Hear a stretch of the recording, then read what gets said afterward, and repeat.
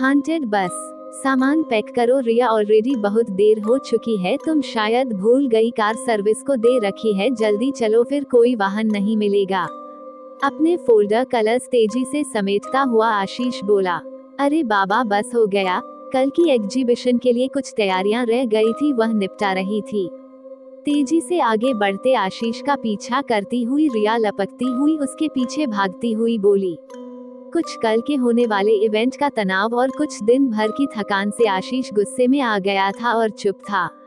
ऐसा करना आशीष, तुम अपनी अभी एक सेल्फी निकाल लो, कल एग्जीबिशन के गेट पर लगा देंगे, तुम्हारा फूला हुआ मुंह देखकर आने वाले दर्शक समझेंगे इस एंटीक पीस की तरह अंदर के 8 पीसेस भी एंटीक ही होंगे।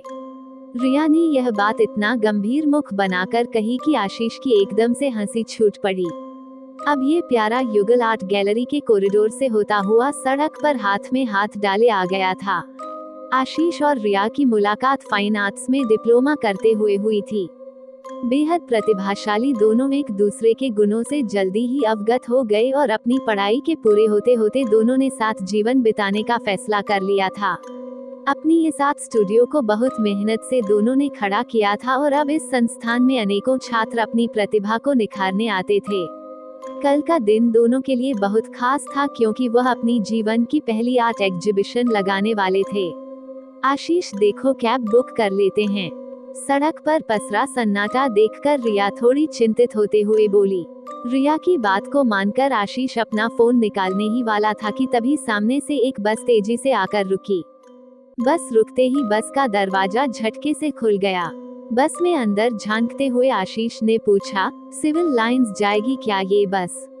अंदर बैठे भावहीन चेहरे वाले व्यक्ति, जो शायद कंडक्टर था, ने कहा, हाँ। उसका गंभीर चेहरा देखकर आशीष कुछ सोच ही रहा था कि रिया उसका हाथ पकड़कर तेजी से बस में चढ़ गई। अरे वाह, जल्दी चलो। बस पूरी भरी हुई थी, बस बैक सीट खाली दिखाई दे रही थी। दोनों तरफ की सीट की बीच बनी लेन से गुजरते हुए दोनों पीछे तक जा पहुंचे। उस लेन से गुजरते हुए आशीष ने एक बात महसूस की कि सभी के चेहरे नीचे झुके हुए थे। पीछे बैठे हुए आशीष ने यह बात जब रिया को बताई तो वह बोली, रात का समय है, ज्यादातर लोग सो ही रहे होंगे। उनके बैठते ही खट की आवाज से मेन डोर बंद हो गया और घर्रा की आवाज के साथ बस चल दी। रात गहराती जा रही थी। रिया के साइड में एक करीब 10-12 साल की एक लड़की बैठी थी। रिया उसको देखकर मुस्कुराई, लेकिन वह पत्थर की तरह बैठी रही। उसकी मासूमियत बरबस रिया का ध्यान अपनी ओर खींच रही थी। कला की पारखी रिया उसे जल्दी से जल्दी अपनी ड्राइंग शीट पर उतारना चाहती थी। थोड़ी देर शांति रही, बस भी तेजी से दौड़े जा रही थी।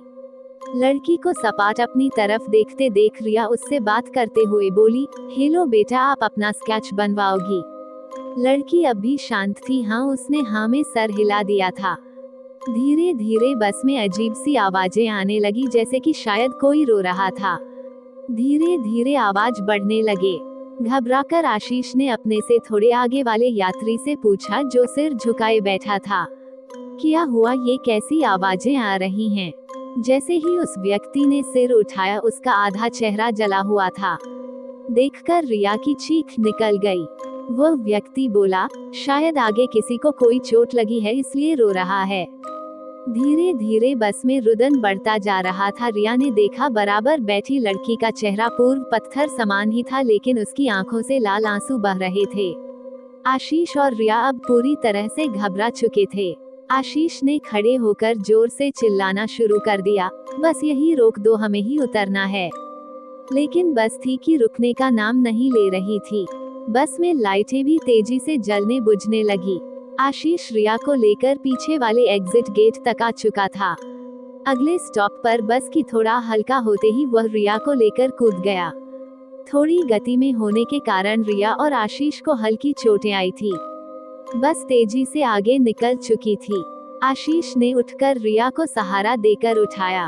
अब दोनों बस जल्दी से घर पहुंचना चाहते थे। वहां से दोनों ने कैब बुक कर ली।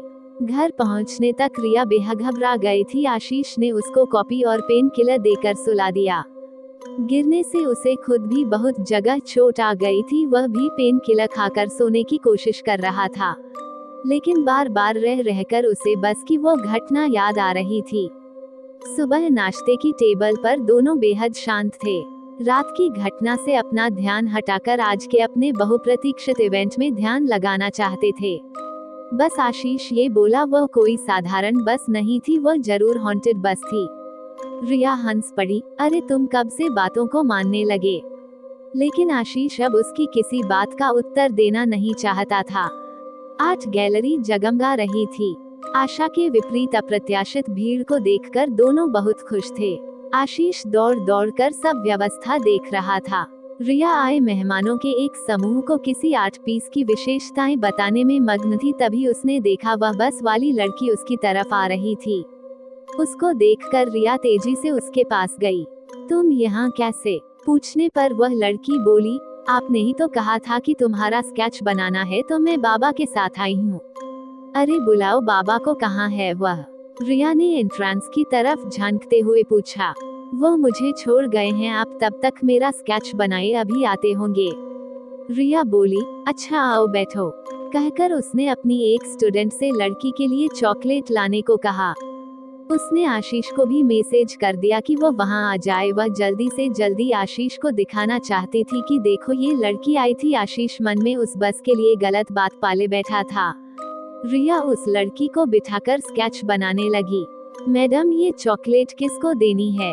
चॉकलेट लेने वाले स्टूडेंट्स ने जब रिया से पूछा तो रिया बोली, अरे इस लड़की को।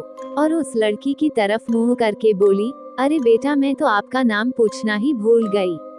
तब तक आशीष भी आ चुका था। वह बोला, किससे मिलवाना है? वो परेशान था, उसके हाथ में अखबार था। मैडम आप किससे बात कर रही है? यहाँ तो कोई भी नहीं है। रिया को चॉकलेट देता हुआ वह स्टूडेंट आगे चला गया। अब रिया के माथे पर पसीना आ गया था।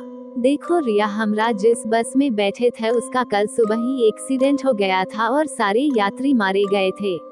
आशीष की आवाज उसके कानों में दूर से आती महसूस हो रही थी। सामने बैठी लड़की मुस्कुरा रही थी। कोई मुझे नहीं देख पाएगा, सब भूत समझते हैं ना मुझे। आपने मेरा स्केच बनाने को कहा था, मैं सिर्फ आपको दिखूंगी, आप मेरे बहुत सारी स्केच बनाना। रिया की आवाज उसके गले में घुटती हुई महसूस हो रही थी और उसके हाथ बिना उसके नियंत्रण के उस लड़की का स्केच बनाने में व्यस्त थे। यदि ये कहानी आपको पसंद आई हो तो अपने दोस्तों और अन्य लोगों के साथ शेयर जरूर करिएगा।